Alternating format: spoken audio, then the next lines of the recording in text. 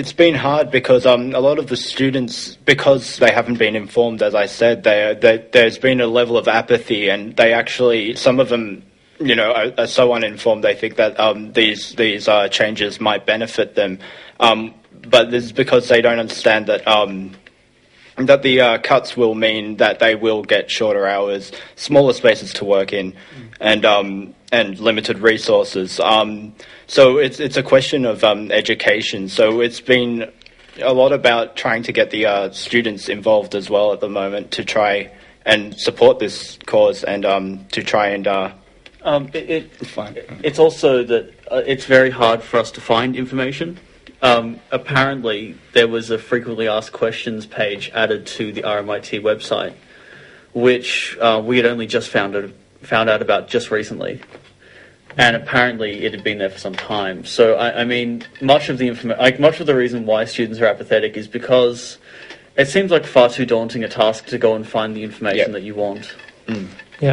Yeah, absolutely. And so, as a kind of a crucial part of your campaign is you feel like informing people about what's going on. Transparent. And we want the university to be transparent too. So that you have the information so that people can know what's going on. In that line of transparency, one of the things which was a big concern was that in this current intake of students for next year's cohort, none of them were told at interview that the course would be changing during the tenancy of them in the course, which is worrying. So the course that they end up at the end of their 3 years doing will be very different for the one that they signed up for, which is it's a worry. Absolutely. Yeah, I mean, I had just come to the university last year from the TAFE department, and this was when the contact hours had been cut down from 4 to 6. Sorry, from 6 to 4, excuse me. Yeah. And we had no idea that we were not informed at all. I mean, it is very hard to make a choice as a consumer, because we are essentially consumers in this situation without this type of information. Yeah, absolutely. So going forward, you talked before about maybe having a rally. You're going to be doing sort of leaflets and flyers. There's a number of things which are in the pipeline, some of them which we don't want to talk about for sure now, but because the element of surprise is paramount. But there's a number of things which are going to come to fruition within the next month. Yeah, fantastic. And so for people studying at RMIT, either in fine art or more broadly within the uni, or people at other unis who might see this as a cause that involves them as well, how can people get involved in the campaign? Sorry, Jackson. No. They can join. They can join the Facebook group and post messages on the Facebook group. I'm an administrator. Steve is an administrator. There are two others.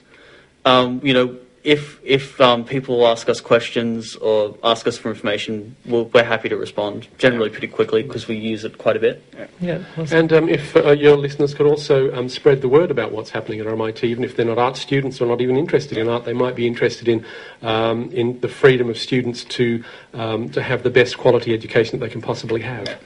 And the Melbourne art scene and the student art scene is a very important, it's a staple of the city, is the thriving art scene, and this is going to be a big foot on the face of the art world in Melbourne if something isn't done, and if this isn't seen as important to the city. Historically, RMIT has been one of the foremost art training colleges in the country, actually, and has a history of producing very many major Australian artists. That's going to be that whole history is going to be shaky if these changes go ahead. Yeah. Okay. Well, thanks for giving us a bit of a rundown as to what's been going on, and it was great to hear about the Save RMIT campaign. So if people want to get involved, first point of contact is the Save Art at RMIT causes? Save Art from RMIT. Save Art from RMIT. And that's in the causes in the Facebook, and if they get in contact there, you'll be in contact pretty quickly. If they just Google Save RMIT Fine Arts, we're the first result that comes up, so it's pretty easy. And it's constantly updated, so people will have the most readily available information there. Yeah. We're also welcoming people who disagree with us to come and post things. We're not going to censor anything. Yeah. Mm-hmm. Okay. Because we do believe in transparency. Yeah.